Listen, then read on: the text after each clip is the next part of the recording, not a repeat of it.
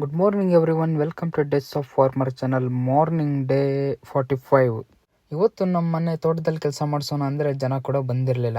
ಸ್ವಲ್ಪ ಆಳ್ವಣ ಕೂಡ ಕಟ್ಸೋಕೆ ಉಳಿದಿತ್ತು.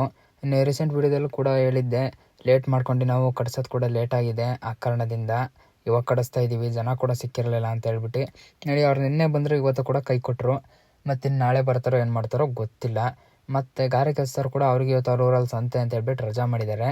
ಹಾಗಾಗಿ ಇವತ್ತು ನಮಗೂ ಕೂಡ ಬೇರೆ ಏನೂ ಕೆಲಸ ಇರಲಿಲ್ಲ. ಮತ್ತು ನಮ್ಮ ಕಾರ್ ಕೂಡ ಸ್ವಲ್ಪ ಸರ್ವಿಸ್ ಇತ್ತು. ಹಾಗಾಗಿ ಇವತ್ತು ಸರ್ವಿಸ್ ಮಾಡಿಸೋಣ ಅಂತ ಹೇಳ್ಬಿಟ್ಟು ನಾನು ಇವತ್ತು ಚಿಕ್ಕಮಂಗ್ಳೂರಿಗೆ ಹೋಗ್ತಾ ಇದ್ದೀನಿ.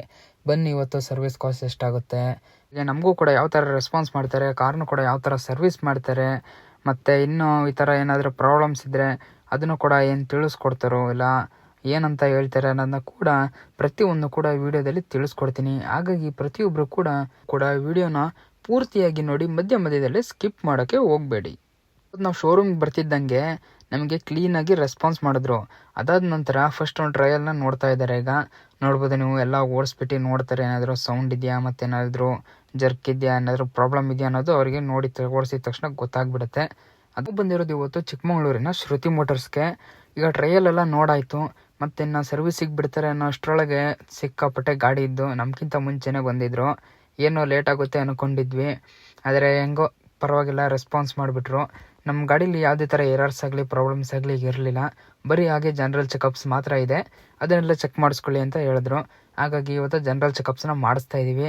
ಗಾಡಿದು ಜನರಲ್ ಚೆಕಪ್ಸ್ ಆಗಿರೋದ್ರಿಂದ ಪ್ರತಿಯೊಂದನ್ನು ಕೂಡ ಚೆಕ್ ಮಾಡಬೇಕಲ್ಲ. ಹಾಗಾಗಿ ಬೇರೆ ಗಾಡಿಗಳೆಲ್ಲ ತುಂಬ ದೊಡ್ಡ ಸರ್ವಿಸ್ ಇರೋದ್ರಿಂದ ಅವ್ರನ್ನ ಬಿಟ್ಟು ನಮ್ಮದು ಈಸಿಯಾಗಿ ಬೇಗ ಫಾಸ್ಟ್ ಆಗುತ್ತೆ ಅಂತ ಹೇಳ್ಬಿಟ್ಟು ನಮಗೆ ಫಾಸ್ಟ್ ರೆಸ್ಪಾನ್ಸ್ನ ಮಾಡ್ತಾ ಇದ್ದಾರೆ. ಈಗ ಎಲ್ಲದನ್ನೂ ಕೂಡ ಚೆಕ್ ಮಾಡ್ತಿದ್ದಾರೆ, ಅಡಿಗಡೆಯಿಂದಾಗಲಿ ಎಲ್ಲದನ್ನೂ ಕೂಡ ಮಾಡಿದ್ರು. ಮತ್ತು ಮೇಲ್ಗಡೆ ಕೂಡ ನೋಡಿದರು, ಇಂಜಿನ್ ಆಯಿಲ್ ಆಗಲಿ, ಬೇರೆ ಕೂಲೆಂಟ್ ಆಗಲಿ, ಮತ್ತು ಬ್ರೇಕ್ ಫೀಲ್ಡ್ ಆಯಿಲ್ ಆಗಲಿ ಎಲ್ಲ ಕೂಡ ನೋಡಿದ್ರು. ಎಲ್ಲ ಕೂಡ ಸರಿ ಇದೆ. ಇನ್ನೂ ಒಂದು 5-6 ಸಾವಿರ ಓಡಿಸ್ಬೋದು, ಯಾವುದೇ ಥರ ತೊಂದರೆ ಕೂಡ ಇಲ್ಲ. ಈಗ ನಾವು ಚೆಕ್ ಮಾಡಿ ಮತ್ತು ಬ್ರೇಕ್ ಪ್ಯಾಡ್ಸು ಮತ್ತು ಶಾಕ್ಸ್ ಎಲ್ಲ ಚೆಕ್ ಮಾಡ್ತಿದ್ದಾರೆ. ಅದನ್ನು ಕೂಡ ಏನೂ ತೊಂದರೆ ಇಲ್ಲ, ಆರಾಮಾಗಿ ಓಡಿಸಿ, ಯಾವುದೇ ಥರ ಸರ್ವಿಸ್ ಏನು ಬೇಡ ಸದ್ಯಕ್ಕೆ. ಇನ್ನೊಂದು 4-5 ಸಾವಿರ ಆದಮೇಲೆ ತೊಗೊಬನ್ನಿ.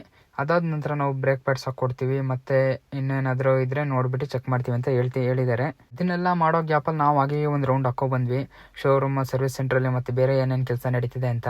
ಆಕ್ಸಿಡೆಂಟ್ ಗಾಡಿಗಳು ಕೂಡ ತುಂಬ ಇದ್ದು ಅವನು ಕೂಡ ತುಂಬ ಚೆನ್ನಾಗಿ ರಿಪೇರ್ ಮಾಡ್ತಾ ಇದ್ದಾರೆ. ಅದನ್ನು ಕೂಡ ನೀವು ನೋಡ್ಬೋದು ಈ ವಿಡಿಯೋದಲ್ಲಿ. ಮತ್ತು ಒಂದು ಸ್ವಲ್ಪ ತೊಳಸ್ಬೇಕಿತ್ತು ನಮ್ಮ ಗಾಡಿನ, ವಾಟರ್ ಸರ್ವಿಸ್, ಅದನ್ನು ಮಾಡಿಸೋಣ ಅಂದ್ಕೊಂಡೆ. ಅದ್ರ ಹತ್ರಕ್ಕೆ ಹೋದರೆ ಅದು ಕೂಡ ಪೂರ ರಶ್ ಆಗಿತ್ತು. ಈ ರಶ್ ನೋಡಿ ನಾನೆಲ್ಲಿ ಕಾಯಬೇಕು ಅಂತ ತಿಳ್ಕೊಂಡು ನಾನು ಹತ್ಲಾಗಿ ಬೇಡ ಅಂತ ಹೇಳ್ಬಿಟ್ಟೆ, ಹೊರಗಡೆನೇ ಸರ್ವಿಸ್ ಮಾಡ್ಸೋಣ ಅಂತ.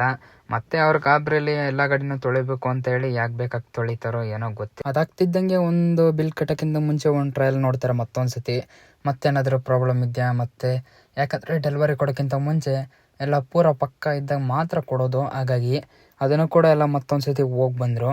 ಈಗ ಅದನ್ನು ಕೂಡ ಆಯಿತು. ಬನ್ನಿ, ಇವಾಗ ಬಿಲ್ ಎಷ್ಟಾಗಿದೆ ಅನ್ನೋದನ್ನ ತೋರಿಸ್ತೀನಿ. ನಮಗೆ ಹಾಕಿರೋ ಬಿಲ್ ಬಂದು ಏನೇನು ಗೊತ್ತಾ, brake pads, shock checks, cleaning ಎಲ್ಲ ಮಾಡಿರೋದಕ್ಕೆ 400 ರೂಪಾಯಿ ಹಾಕಿದ್ದಾರೆ. ಮತ್ತು ಇನ್ನು ಗಾಡಿದೆಲ್ಲ ಬೇರೆ ಎಲ್ಲ ಚೆಕಪ್ಸ್ ಮಾಡಿದ್ದಕ್ಕೆ ಅದಕ್ಕೆ 600 ರೂಪಾಯಿ ಹಾಕಿದ್ದಾರೆ. ಒಟ್ಟು ಟೋಟಲ್ 1000 ರೂಪಾಯಿ. ಮತ್ತು ಅದ್ರ ಜೊತೆಗೆ CGST, GST ಅದಕ್ಕೆ 90 ರೂಪೀಸ್ ಸೇರಿ ಅದನ್ನು ಕೂಡ ಸೇರಿಸಿದ್ದಾರೆ. ಅದು 180 ರೂಪೀಸ್ನ ಸೇರಿಸಿದ್ದಾರೆ. ನಮ್ಮ ದೇಶ ಯಾವಾಗ ಉದ್ಧಾರ ಆಗುತ್ತೋ ಇಲ್ಲೋ ಗೊತ್ತಿಲ್ಲ. ಈ ಥರ ಸಿಕ್ಕಿದ್ದಕ್ಕೆಲ್ಲ ಕಂಡ್ಕೊಂಡದಕ್ಕೆಲ್ಲ GST ಹಾಕ್ಕೊಂಡು ನಮ್ಮಂಥವ್ರ ತಲೆ ಮೇಲೆ ಎಳಿತಿದ್ದಾರೆ. ಏನಾದ್ರು ತಗೊಂಡ್ರೆ ಮಾಡಿದ್ರೆ ಎಲ್ಲ ಸ್ಕ್ವೇರ್ ಪಾರ್ಟ್ಸ್ಗೆ ಎಲ್ಲದಕ್ಕೂ GST ಹಾಕ್ತಾಯಿದ್ರು. ಇವಾಗ ನೋಡಿದ್ರೆ ಲೇಬರ್ ಚಾರ್ಜಿಗೂ ಕೂಡ GST ಹಾಕಿದ್ದಾರೆ. ಇದೇ ಫಸ್ಟ್ ಟೈಮ್ ನೋಡ್ತಿರೋದು. ನೀವು ಯಾವ್ದಾರ ಈ ಥರ ಸರ್ವಿಸ್ ಮಾಡಿಸಿದಾಗ ನಿಮಗೂ ಯಾವ್ದಾರ ಲೇಬರ್ ಚಾರ್ಜಿಗೆ GSTನ ಹಾಕಿದರೆ ನೀವು ಕೂಡ ಕಮೆಂಟ್ ಮಾಡಿ. ನಾನು ಬಂದು ಇವತ್ತು ಚಿಕ್ಕಮಗಳೂರು ಶ್ರುತಿ ಮೋಟರ್ಸ್ನಲ್ಲಿ ಸರ್ವಿಸ್ನ ಮಾಡಿಸಿದ್ದು. ಬರೀ ಜನರಲ್ ಚೆಕಪ್ಪಿಗೆ ಇಷ್ಟು ಹಾಕಿದ್ದಾರೆ. ನಮ್ಮ ಗಾಡಿದು ಫುಲ್ ಸರ್ವಿಸ್ ಆಯಿಲ್ ಚೇಂಜ್ ಎಲ್ಲ ಆಗಿದ್ದರೆ ಏನಿಲ್ಲ ಅಂದರೆ ಮಿನಿಮಮ್ 10-15 ಸಾವಿರ ಆಗೋದು. ಮತ್ತು ಅದ್ರ ಮೇಲೆ ಏನಾದರೂ ಪಾರ್ಟ್ಸ್ ಆಗಲಿ ಏನಾದರೂ ಹೋಗಿರೋ ಮತ್ತು ಅದು ಕೂಡ ಎಕ್ಸ್ಟ್ರಾ.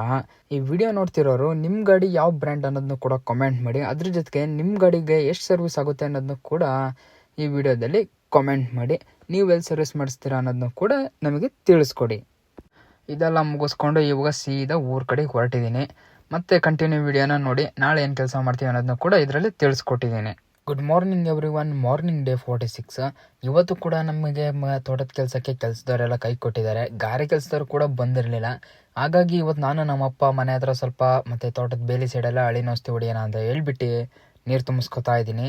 ನೀರು ತುಂಬಿಸ್ಕೊತಿದ್ದಂಗೆ ಅದಕ್ಕೆ ಸ್ವಲ್ಪ ತುಂಬಿಸ್ಕೋಬೇಕಾರಲ್ಲ ಔಷಧಿನ ಎಲ್ಲ ಮಿಕ್ಸ್ ಮಾಡ್ಕೊಣ ಅಂತ ಹೇಳ್ಬಿಟ್ಟು ಫಸ್ಟು ಉಪ್ಪನ್ನ ಹಾಕೊತಿದ್ವಿ. ನಾವು ಬಂದು ಇವತ್ತು ಹೊಡಿತಿರೋದು ಗ್ರೌಂಡ್ ಅಪ್ಪು, ಇವೆರಡನ್ನೂ ಕೂಡ ಮಿಕ್ಸ್ ಮಾಡ್ಕೊಂಡ್ವಿ ಕ್ಲೀನಾಗಿ ನೀರೆಲ್ಲ ತುಂಬಿಸ್ಕೊತ. ಹಾಗೆ ಈ ಔಷಧಿನ ನೀರು ಬಿಡ್ತಾ ಇರ್ತೀವಲ್ಲ, ಬ್ಯಾರ್ಲಿಗೆ ನೀರು ತುಂಬಿಸ್ತೀವಲ್ಲ, ಅವಾಗಲೇ ಕದ್ರಕೊಂಡ್ರೆ ಬೆಸ್ಟು. ಇಲ್ಲಾಂದರೆ ಮತ್ತೆ ಕದ್ರೋ ಕೋಲ್ ತೊಗೊಂಡು ಮತ್ತೊಂದ್ಸತಿ ಕದ್ರಬೇಕು. ಹಾಗಾಗಿ ನಾವು ನೀರು ತುಂಬಿಸ್ಕೋಬೇಕಾರಲ್ಲ ನಾವು ಹಳ್ಳಿನ ಔಷಧಿನ ತೋಟದೊಳಕ್ಕೆಲ್ಲ ಹೊಡಿಯಲ್ಲ, ಯಾಕಂದರೆ ನಮ್ಮ ತೋಟ ಚೆನ್ನಾಗಿದೆ. ಹಳ್ಳಿನ ಔಷಧಿ ಹೊಡೆದು ಮಣ್ಣಿಂದ ಫಲವತ್ತತೆನ ಹಾಳು ಮಾಡಬಾರ್ದು ಅಂತ ಹೇಳ್ಬಿಟ್ಟು ಬರೀ ಬೇಲಿ ಸೈಡ್ ಹಳ್ಳಿಗೆ ಮತ್ತು ಹುಲ್ಲಿಗೆಲ್ಲ ಹೊಡಿತೀವಿ ಅಷ್ಟೇ. ತೀರಾ ನಾವು ಕೂಡ ಇದನ್ನು ಹೊಡಿಬಾರ್ದು, ಒಳ್ಳೆಯದಲ್ಲ ತೋಟಕ್ಕೆ. ಹಾಗಾಗಿ ನೋಡಿ ಇವಾಗ ಎಲ್ಲ ಕದ್ರಕೊಂಡಾಗಿದೆ. ನಮ್ಮ ಅಪ್ಪ ಕೂಡ ಈಗ ಹೊಡಿತಾ ಇದ್ದಾರೆ ಶುರು ಮಾಡಿ. ನೋಡಿ ಅಲ್ಲಿ ಹೊಡಿತಾ ಇದ್ದಾರೆ. ಇವಾಗ ನಾನು ಕೂಡ ಇಲ್ಲಿಂದ ನೋಡಿ ಇಲ್ಲಿ ಕದ್ರಿದ್ದೀವಲ್ಲ, ಇಲ್ಲಿಂದ ಕೊಡದಲ್ಲಿ ಒತ್ಕೊಂಡು ಸೀದಾ ಅವ್ರಿಗೆ ತೊಗೊಂಡೋಗಿ ಅಲ್ಲಿಗೆ ಒಯ್ಕೊಡ್ಬೇಕು. ಮತ್ತು ಇನ್ನೊಂದು ವಿಷಯ ಏನಂದರೆ, ನಾವು ಬಂದು ಹೊಡಿತಿರೋದು ಗ್ರೌಂಡ್ ಅಪ್ಪು. ನೀವು ಯಾರು ಹಳ್ಳಿನ ಔಷಧಿ ಹೊಡಿಯೋರಿದ್ದರೆ ನೀವು ನಿಮ್ಮ ತೋಟಕ್ಕೆ ಯಾವ್ದು ಹೊಡಿತೀರ ಅನ್ನೋದನ್ನ ಕೂಡ ಕಮೆಂಟ್ ಮಾಡಿ. ಔಷಧಿ ಹೊಡಿಯೋಕ್ಕಿಂತ ಮುಂಚೆ ಕಾಫಿ ತೋಟದೊಳಗೆ ಹೇಗೆ ಹೊಡಿಬಾರ್ದು, ಕಾಫಿ ಗಿಡಕ್ಕೆ ಸೇಫ್ಟಿ ಹೇಗೆ ಮಾಡ್ತೀವೋ ಹೊಡಿಬಾರ್ದು ಅಂತ, ಹಾಗೆ ನಮ್ಮ ಸೇಫ್ಟಿನೂ ಮುಖ್ಯ ಅಲ್ವಾ. ಅದಕ್ಕೆ ನಾವು ನೋಡಿ ಕೈಗೆಲ್ಲ ಗ್ಲೌಸ್ನ ಹಾಕ್ಕೊಂಡಿದ್ದೀವಿ. ಇದು ಬಂದು ಬಟ್ಟೆ ಗ್ಲೌಸು, ಇದನ್ನು ಹಾಕಬಾರ್ದು. ಆದಷ್ಟು ನೀವು ಯೂಸ್ ಆ್ಯಂಡ್ ಥ್ರೋ ಗ್ಲೌಸ್ನ ಯೂಸ್ ಮಾಡಿ. ಅದ್ರ ಜೊತೆಗೆ ನಮ್ಮ ಸೇಫ್ಟಿ ಕೂಡ ಮುಖ್ಯ ಅಲ್ಲ. ಮತ್ತು ಬಾಯಿಗೂ ಕೂಡ ನಾವು ಫೇಸ್ ಮಾಸ್ಕ್ನ ಹಾಕಿದ್ದೀವಿ, ಮತ್ತು ತಲೆಗೂ ಕೂಡ ಹ್ಯಾಟ್ನ ಹಾಕಿದ್ದೀವಿ. ಫುಲ್ಲಾಗಿ ಕವರ್ ಮಾಡ್ಕೊಂಡಿದ್ದೀವಿ.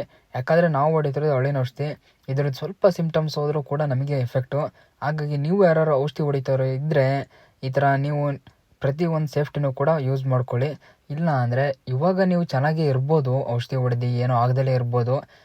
ಇವನೇನು ಗುರು ಏನು ಹೇಳ್ತೇನೆ ಅಂತ ತಿಳ್ಕೊಬೋದು ನೀವು. ಆದರೆ ಮತ್ತೆ ಮುಂದೊಂದು ದಿವಸ ನಿಮಗೆ ನಮ್ಮಪ್ಪ ಈಗ ಯಾವ ಥರ ಹೊಡಿತಿದ್ದಾರೆ ಅನ್ನೋದು ಕೂಡ ತೋರಿಸ್ತೀನಿ. ನೋಡಿ ನಾವು ತೋಟದೊಳಗೆಲ್ಲ ಹೊಡಿತಾ ಇಲ್ಲ, ಬರೀ ರೋಡ್ ಸೈಡ್ ಬೇಲಿ ಪಕ್ಕಕ್ಕೆಲ್ಲ ಹೊಡ್ಕೊಂಡು ಹೋಗ್ತಾ ಇದ್ದೀವಿ.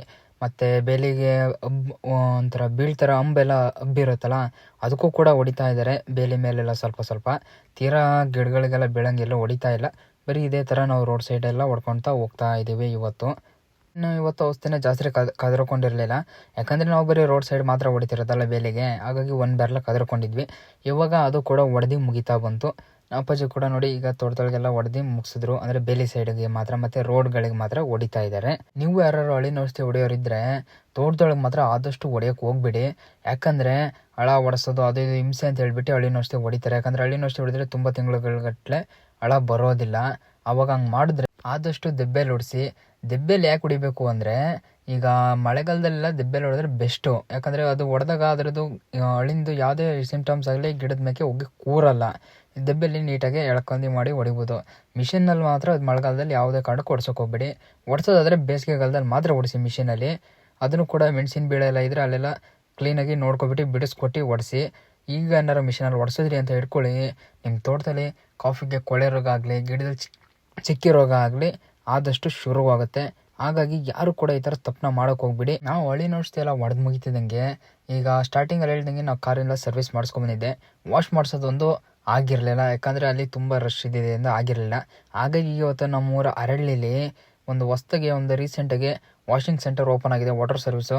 ತುಂಬ ಜನ ಅಲ್ಲಿ ಚೆನ್ನಾಗಿ ಸರ್ವಿಸ್ ಮಾಡ್ತಾರೆ ಅಂತ ಹೇಳ್ತಾಯಿದ್ರು. ಅದಕ್ಕೆ ಕೂಡ ನಾನು ಇವತ್ತು ಬಂದಿದ್ದೀನಿ. ನೋಡಿ ನಮ್ಮ ಗಾಡಿನ ತೊಗೊಬಂದಿದ್ದೀನಿ. ಇದು ಬಂದು ಬೇಲೂರಿಗೆ ಹೋಗೋ ರೋಡಲ್ಲಿ, ಅರಳಿಯಿಂದ ಬೇಲೂರಿಗೆ ಹೋಗೋ ರೋಡಲ್ಲಿ ಡೌನಲ್ಲಿ ಇರುತ್ತೆ. ಇವ್ರದ್ದು ಸರ್ವಿಸ್ ಸೆಂಟರ್ ನೇಮ್ ಬಂದು DS ಕಾರ್ ಕೇರ್ ಅಂತ. ನೀವು ಯಾರಾದರೂ ಕೂಡ ಇಲ್ಲಿ ಸರ್ವಿಸ್ ಮಾಡಿಸಿದ್ರೆ ನಿಮಗೆ ಯಾವ ಥರ ತೊಳ್ಕೊಟ್ಟಿದ್ರು ನಿಮ್ಮ ಅನಿಸಿಕೆಗಳನ್ನ ಈ ವಿಡಿಯೋದಲ್ಲಿ ಕಾಮೆಂಟ್ ಮಾಡಿ. ನಮ್ಮದು ಕೂಡ ಈಗ ಯಾವ ಥರ ತೊಳಿತಿದ್ದಾರೆ ಅನ್ನೋದು ಕೂಡ ತೋರಿಸ್ತೀನಿ ನೋಡಿ. ಈಗ ನೀರೆಲ್ಲ ವಾಶ್ ಮಾಡ್ಕೊಂಡ್ರು, ಈಗ ಸೋಪಲ್ಲಿ ಹಾಕಂದು ನೀಟಾಗಿ ತೊಳಿತಾ ಇದ್ದಾರೆ, ನೀವು ಒಬ್ಸರ್ವ್ ಮಾಡ್ಬೋದು. ಈಗ ವಿಡಿಯೋದಲ್ಲಿ ಏನು ತೋರಿಸ್ತಾ ಇದ್ದೀನೋ ಇದೇ ಥರ ಎಲ್ಲ ಗಾಡಿಗಳಿಗೂ ಕೂಡ ನಾವು ಸರ್ವಿಸ್ನ ಮಾಡ್ತಾ ಇದ್ದಾರೆ.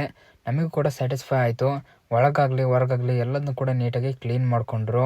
ನಾನಿವಾಗ ನಮ್ಮ ಗಾಡಿನ ಪೂರ ನೀಟಾಗಿ ಕ್ಲೀನಾಗಿ ವಾಶ್ ಮಾಡಿಸ್ಕೊಂಡು ಈಗ ಮನೆ ಕಡೆ ಹೋಗ್ತಾ ಇದ್ದೀನಿ. ಮತ್ತು ನಮ್ಮ ಗಾಡೀಲಿ ಈಗ ಈ ಕಾರ್ದೊಂದು ಪೂರ ಜವಾಬ್ದಾರಿ ಮುಗಿದ್ಬಿಡ್ತು. ಯಾಕಂದರೆ ಇದರಲ್ಲಿ ಗಾಡೀಲಿ ಯಾವುದೇ ಥರ ಕಂಪ್ಲೇಂಟ್ಸ್ ಇಲ್ಲ, ಎರರ್ಸ್ ಇಲ್ಲ, ಎಲ್ಲ ಕೂಡ ಕ್ಲಿಯರ್ ಆಗಿದೆ. ಜೆನ್ಯನ್ ಗಾಡಿ ಅಂತಲೇ ಹೇಳ್ಬೋದು.